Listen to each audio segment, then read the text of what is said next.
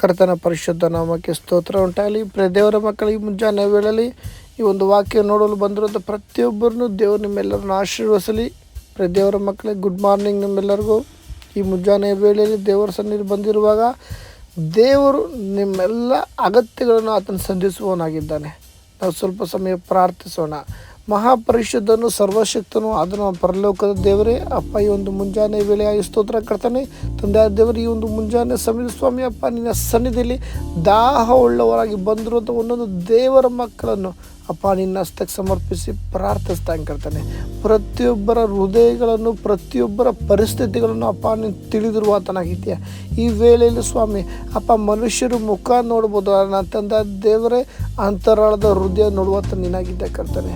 ಈ ಒಂದು ಮುಂಜಾನೆ ವೇಳೆ ಸ್ವಾಮಿ ಅಪ್ಪ, ನಿನ್ನ ಜೀವನ ವಾಕ್ಯಗಳ ಪದಗಳ ಗುಣಾರ್ಥ ತಿಳಿಯಪಡಿಸು ಸ್ವಾಮಿ ಅಪ್ಪ. ನಿನ್ನ ವಾಕ್ಯಗಳು ಅಪ್ಪ ನಮ್ಮನ್ನು ಬಿಡುಗಡೆ ಮಾಡುವಂಥದ್ದಾಗಿದೆ ಅಪ್ಪ. ನಮಗಾಗಿ, ನಮ್ಮ ಆಲೋಚನೆಗೋಸ್ಕರ, ನಮ್ಮ ಬಿಡುಗಡೆಗೋಸ್ಕರ ಈ ದಿನ ಅಪ್ಪ ನಿನ್ನ ಜೀವನ ವಾಕ್ಯದ ಮುಖಾಂತರ ನಮ್ಮನ್ನು ಮಾತಾಡೋದಕ್ಕೆ ಸ್ತೋತ್ರ ಕರ್ತಾರೆ. ನಮ್ಮ ಸಂಗಡ ಮಾತಾಡಿ ನಿನ್ನ ಮೈಪಡಿಸೋದಕ್ಕೆ ಸ್ತೋತ್ರ. ಈ ಒಂದು ವೇಳೆಯಲ್ಲಿ ಸ್ವಾಮಿ ಅಪ್ಪ, ನನ್ನನ್ನೇ ನಿನ್ನ ಹಸ್ತಕ್ಕೆ ಒಪ್ಪಿಸಿಕೊಟ್ಟು ಪ್ರಾರ್ಥಿಸ್ತಾ ಇರ್ತಾರೆ. ಮಾನಸಿಕವಾಗಿ ನಾನು ಮಾತಾಡದಂತೆ ನಿನ್ನ ಆಲೋಚನೆಯಲ್ಲಿ ಮಾತಾಡಲು ಕೃಪೆದರು ಬಲಪಡಿಸು, ಸಂತೈಸಿ ನೀನು ನಡೆಸು ರಾಜ. ಅದಕ್ಕಾಗಿ ಈ ಒಂದು ಆದಿಂದ ಅಂತ್ಯದವರೆಗೂ ನೀನು ನಡೆಸಿಕೊಡೋದಕ್ಕೆ ಸ್ತೋತ್ರ ಕರ್ತೀನಿ. ಎಲ್ಲ ಸ್ತುತಿ ಸ್ತೋತ್ರಕ್ಕೆ ನಮ್ಮ ಮಹಿಮೆ ಎಸಪ್ಪ ನಿಮ್ಮೊಬ್ಬರಿಗೆ ಸಲಲ್ಲಿ ಕರ್ತಾರೆ. ಅತಿ ಶೀಘ್ರದಲ್ಲಿ ಬೇಗನೆ ಬರುವ ಯೇಸುವಿನ ಮೊದಲು ನಮ್ಮದು ಪ್ರಾರ್ಥಿಸ್ತೇನೆ ನನ್ನ ಪರಲೋಕ ತಂದೆ ದೇವರೇ.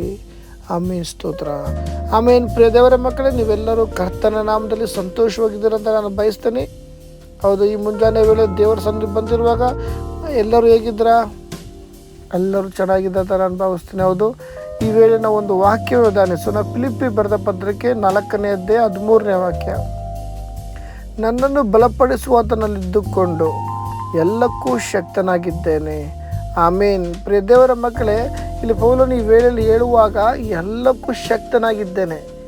ಈ ದಿನದಲ್ಲಿ ಅನೇಕರು ಅನ್ಕೋತಾರೆ, ನನ್ನ ಕೈಯಲ್ಲಿ ಏನೂ ಆಗಲ್ಲ, ನನ್ನ ಕೈಯಲ್ಲಿ ಏನೂ ಆಗಲ್ಲ, ನನಗಿರೋದೇ ಹಿಂಗೆ, ಬಂದಿರೋದೇ ನನ್ನ ಬಂಧು ಬಳಗ ಎಲ್ಲ ನನ್ನ ಆಳ್ಕೊತಾ ಇದ್ದಾರೆ. ನನ್ನ ಬಂಧು ಮಿತ್ರರು, ನನ್ನ ಸ್ನೇಹಿತರು, ನನ್ನ ಹೆಂಡತಿ, ನನ್ನ ಗಂಡ, ನನ್ನ ಅತ್ತೆ ಮಾವ ಪ್ರತಿಯೊಬ್ಬರು ನನ್ನ ಚುಚ್ಚಿ ಮಾತಾಡುವ ಪರಿಸ್ಥಿತಿಯಲ್ಲಿದ್ದೇನೆ. ನನ್ನ ಕೈಯಲ್ಲಿ ಏನು ಮಾಡೋಕ್ಕಾಗದೇ ಇರುವಂಥ ಪರಿಸ್ಥಿತಿಯಲ್ಲಿದ್ದೀನಿ. ಈ ದಿನದಲ್ಲಿ ಪ್ರಿಯ ದೇವರ ಮಗುವೆ, ನೀನನ್ನು ಕರೆದಾತನು ಸರ್ವಶಕ್ತ ದೇವರಾಗಿದ್ದಾನೆ. ಈ ದಿನದಲ್ಲಿ ನೀನು ವಿರುದ್ಧವಾಗಿ ಆಗಲ್ಲ ಅಂತ ನಿನ್ನ ಜೀವಿತದಲ್ಲಿ ಯಾವುದೂ ಇಲ್ಲ. ಯಾಕಂದರೆ ನನ್ನನ್ನು ಬಲಪಡಿಸುವಾತನಲ್ಲಿದ್ದುಕೊಂಡು ಎಲ್ಲಕ್ಕೂ ಶಕ್ತನಾಗಿದ್ದಾನೆ. ನೀನು ಬರುವಂಥ ಯಾವುದೇ ಪರಿಸ್ಥಿತಿ ಇರ್ಬೋದು, ಯಾವುದೇ ಕಾರ್ಯ ಇರ್ಬೋದು, ಅದನ್ನು ಫೇಸ್ ಮಾಡುವಂಥ ಶಕ್ತಿ ಆಲ್ರೆಡಿ ದೇವರು ನಿನಗೆ ಕೊಟ್ಟಿದ್ದಾರೆ. ದೇವರ ಮಗುವೆ, ದೇವರು ಕೊಟ್ಟಿರುವಂಥ ಶಕ್ತಿಯನ್ನು ಇಟ್ಟುಕೊಂಡು ನೀನು ನೀನು ಬಲೈತೆ ಅಂತ ನಿನಗೆ ಕೂತಿರೋದು ಬಲೈತೆ ಆಗುತ್ತೆ. ನೀನು ಬಲಶಾಲಿ. ನಿನಗೆ ಕೊಟ್ಟಿರುವಂಥ ಆತ್ಮ ಪವಿತ್ರಾತ್ಮನು ಅದು ಹೇಳಿತನದ ಆತ್ಮವಲ್ಲ. ಹಾಲೆಲೂಯ. ಪ್ರಿಯ ದೇವರ ಮಗುವೆ, ಅದೇ ಪ್ರಕಾರ ನೋಡುವುದಾದರೆ ದಾವೀದನ ಜೀವಿತ ನೋಡುವಾಗ ಗೊಲಿಯಾತನ ಎದುರುಗಡೆ ಬರುವಾಗ ಅವ್ರ ಅಣ್ಣ ಸಹೋದರರೆಲ್ಲ ಬಂದು, ಬೇಡ ನಿನ್ನ ಕೈಲಿ ಆಗಲ್ಲ, ನೋ ಅಂತೆಲ್ಲ ತಡೆ ಮಾಡಿದ್ರು. ಅದೇ ಪ್ರಕಾರ ಈ ದಿನದಲ್ಲಿ ನಿನ್ನ ಕೈಲಿ ಆಗಲ್ಲ, ನಿನ್ನ ಜೀವಿತ ಇಷ್ಟೇ, ನೀನು ಹಿಂಗೆ ಹಂಗೆ ಅಂತ ನಿನ್ನ ಸಹೋದರರು, ಬಂಧು ಬಳಗ, ಸ್ನೇಹಿತರು, ನಿನ್ನ ಯಜಮಾನರು, ನಿನ್ನ ಗಂಡ, ತಾಯಿ, ತಂದೆ ಎಲ್ಲರೂ ಮಾತಾಡ್ಬೋದು. ನೀನು ಸರಿ ಇಲ್ಲ, ನೀನು ಹಿಂಗಿದೀಯ, ನೀನು ಹಂಗೆ ಹಿಂಗೆ ಅಂತ ನಿನ್ನನ್ನು ಕರೆದಾತ ನಂಬಿಗಸ್ತನಾದಂಥ ದೇವರು. ಅದೇ ಪ್ರಕಾರ ಆ ಒಂದು ಗೊಲಿಯಾತನ್ನು ನೋಡೋಕ್ಕೆ ಹೋಗುವಾಗ ಸಹೋದರರು ತಡೆದ್ರು. ಆದರೆ ಅವನ ನಂಬಿಕೆ ಒಂದಿತ್ತು. ಅವನಲ್ಲೊಂದು ನಂಬಿಕೆ ಯಾವ ಥರ ಅಂದರೆ, ನನ್ನನ್ನು ಬಲಪಡಿಸುವಾತನಲ್ಲಿದ್ದುಕೊಂಡು ಎಲ್ಲಕ್ಕೂ ಶಕ್ತನಾಗಿದ್ದೇನೆ. ಈ ವಾಕ್ಯದ ಪ್ರಕಾರ ಬಲವಾಗಿ ಒಂದೇ ಒಂದು ಕಲ್ಬಿಸ್ತ ಗೊಲಿಯಾತ ಸ್ಪಾಟಲ್ಲೇ ಸತ್ತೋದ. ನೋಡಿದ್ರ ಪ್ರಿಯ ದೇವರ ಮಗುವೆ, ಆ ಒಂದು ಆ ಒಂದು ಶಕ್ತಿ ಆ ಯೇಸುವಿನ ನಾಮದಲ್ಲಿದೆ. ದೇವ್ರ ವಾಕ್ಯ ಇದೆ, ನೀವು ನನ್ನ ಹೆಸರಲ್ಲಿ ಏನಾದ್ರು ಬೇಡಿಕೊಳ್ಳೋದನ್ನು ಹೊಂದಿವ್ರಿ ಅಂತ. ನೀವು ಈ ವೇಳೆ ಪ್ರಿಯ ದೇವರ ಮಗುವೆ, ನಾನು ಯೇಸುವಿನ ನಾಮದಲ್ಲಿ ಅಂತ ನೀನು ಪ್ರಾರ್ಥನೆ ಮಾಡುವಾಗ ಅಲ್ಲಿ ದೇವರ ಶಕ್ತಿ ಹೊರಡುತ್ತೆ. ಯೇಸು ಕ್ರಿಸ್ತ ನಾಮದಲ್ಲಿ ಅಂತ ನೀನು ಬೇಡುವಾಗ ದೇವರ ಪ್ರಸನ್ನತೆ ನೀನು ಮಾಡುವಂಥ ಪ್ರಾರ್ಥನೆಯಲ್ಲಿ ಸೇರಿಸಲ್ಪಡುತ್ತೆ. ಅದರಿಂದ ನೀನು ಹೇಳಿತನ ಅಲ್ಲ, ನೀನು ಕೊಟ್ಟಿರುವಂಥ ಆತ್ಮ ಬಲಶಾಲಿ ಆತ್ಮ. ಈ ದಿನದಲ್ಲಿ ಪ್ರಿಯ ದೇವ್ರ ಮಗುವೆ, ನೀನು ದೇವರ ಸನ್ನಿಧಿಯಲ್ಲಿ ನೀನು ಬಂಧು ಬಳಗ ಯಾರು ಏನೇ ನಿನಗೆ ಮನಸ್ಸು ಬೇಜಾರು ಮಾಡ್ಬೋದು, ನಿನ್ನ ಶರೀರದಲ್ಲಿ ಅನಾರೋಗ್ಯ ಬಿದ್ದೋರಿರ್ಬೋದು, ಡಾಕ್ಟ್ರ್ ಆಗಲ್ಲ ಅಂತ ಹೇಳ್ಬೋದು. ನೀನು ಈ ವೇಳೆ ಒಂದೇ ಒಂದು ಮಾತು, ನನ್ನನ್ನು ಬಲಪಡಿಸುವಾತನಲ್ಲಿದ್ದುಕೊಂಡು ಎಲ್ಲಕ್ಕೂ ನಾನು ಶಕ್ತನಾಗಿದ್ದೇನೆ.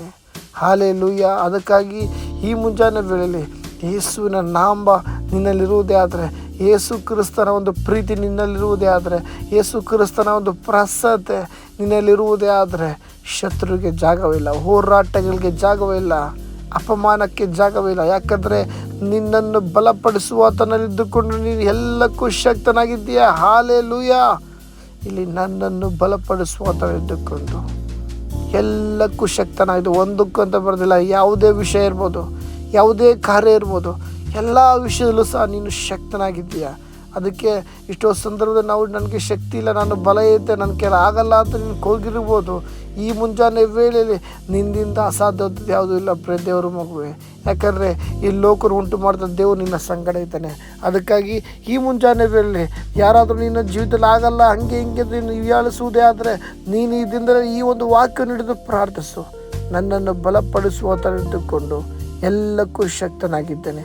ಯಾವುದೇ ವಿಷಯ ಆದರೂ ಸರಿ, ಯಾವುದೇ ಅನಾರೋಗ್ಯ ವಿಷಯ ಇರ್ಬೋದು, ಕುಟುಂಬದ ಪರಿಸ್ಥಿತಿ ಇರ್ಬೋದು, ಮಕ್ಕಳ ಜೀವಿತದ ವಿಷಯದಿರ್ಬೋದು, ಅಥವಾ ಹಾಲೆಲೂಯ ನಿನ್ನ ಭವಿಷ್ಯದ ವಿಷಯದಿರ್ಬೋದು, ಹಾಲೆಲೂಯ ಯಾವುದೇ ಕಾರ್ಯ ಇರ್ಬೋದು, ಈ ದಿನದಲ್ಲಿ ನನ್ನನ್ನು ಬಲಪಡಿಸುವಂತ ಇದ್ದುಕೊಂಡು ಎಲ್ಲಕ್ಕೂ ಶಕ್ತನಾಗಿದ್ದೇನೆ. ಈ ಒಂದು ವಾಕ್ಯ ಹಿಡಿದು ನಿನ್ನ ಪ್ರಾರ್ಥನೆ ಮಾಡುವುದೇ ಆದರೆ ನಿನ್ನಲ್ಲಿ ದೇವರಾತ್ಮನ ಬಲ, ದೇವರಾತ್ಮನ ಶಕ್ತಿ, ದೇವರಾತ್ಮನ ಮಹಿಮೆ ನಿನ್ನಲ್ಲಿ ಹಿಡಿದು ಬರುತ್ತೆ. ಯೆಶಾಯ 45ನೇ ವಾಕ್ಯ, ಯೆಹೋವನ ಮಹಿಮೆ ಗೋಚರವಾಗುವುದು, ಎಲ್ಲ ಜನರು ಸೇರಿ ಒಟ್ಟಾಗಿ ಅದನ್ನು ಕಾಣುವರು, ಯೆಹೋವನ ಬಾಯಿ ಅದನ್ನು ನುಡಿದಿದೆ. ಆಮೇಲೆ ಈ ಒಂದು ವಾಕ್ಯದಲ್ಲಿ ನೀನು ನಿಲ್ಲುವುದೇ ಆದರೆ ದೇವರ ಮಹಿಮೆ ನಿನ್ನಲ್ಲಿ ಗೋಚರವಾಗುತ್ತೆ. ದೇವರ ಮಹಿಮೆ ನಿನ್ನ ಕುಟುಂಬದಲ್ಲಿ ಇಳಿದು ಬರುತ್ತೆ. ದೇವರ ಮಹಿಮೆ ನಿನ್ನಲ್ಲಿ ಇಳಿದು ಬರುವಾಗ ಎಲ್ಲ ಜನರು ನೋಡುವಾಗೆ, ಯಾರ್ಯಾರು ನಿನ್ನನ್ನು ನಿಂದಿಸಿ ಅಪಮಾನ ಪಡಿಸಿ ಕಣ್ಣೀರು ಹಾಕೋದು ಅವರೆಲ್ಲರೂ ನೋಡುವಾಗೆ ದೇವರು ನಿನ್ನ ಜೀವಿತವನ್ನು ಬಲವಾಗಿ ಕಾರ್ಯನಿರ್ವಹಿಸ್ತಾರೆ. ಅದಕ್ಕಾಗಿ ಈ ಮುಂಜಾನೆ ವೇಳೆ ನಾವು ನಂಬಿಕೆಯಲ್ಲಿ ಇರೋಣ. ದೇವರು ಬಲವಾದ ಕಾರ್ಯ ನಮ್ಮೊಬ್ಬೊಬ್ಬರ ಜೀವಿತ ಮಾಡುವಾತನಾಗಿದ್ದಾನೆ. ಅದಕ್ಕಾಗಿ ಈ ಒಂದು ವಾಕ್ಯದ ಮುಖಾಂತರ ದೇವರು ನಿಮ್ಮೆಲ್ಲರನ್ನು ಆಶೀರ್ವದಿಸಲಿ. ಆಮೇನ್. ದೇವರ ಮಕ್ಕಳೇ, ಅನೇಕ ಜನರು ವಾಕ್ಯವನ್ನು ನೋಡ್ತಾ ಇದ್ರ, ಆದರೆ ಒಬ್ಬರು ಸಹ ಲೈಕು ಶೇರ್ ಕೊಡ್ತಿಲ್ಲ. ಪ್ರತಿಯೊಬ್ಬರು ದಯವಿಟ್ಟು ಲೈಕ್ ಮಾಡಿ, ಶೇರ್ ಮಾಡಿ, ಇತರರ ವಾಕ್ಯವನ್ನು ಕೇಳಿ ಅವರು ಸಹ ಬಲ ಹೊಂದಿಕೊಳ್ಳಲಿ.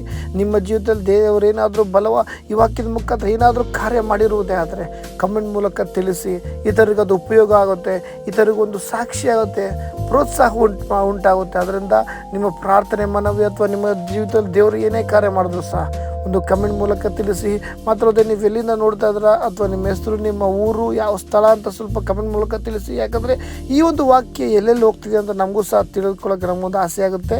ಅದರಿಂದ ಈ ಒಂದು ವಾಕ್ಯದ ಮುಖಾಂತರ ದೇವರು ನಿಮ್ಮೆಲ್ಲರನ್ನು ಆಶೀರ್ವದಿಸಲಿ. ಆಮೇಲೆ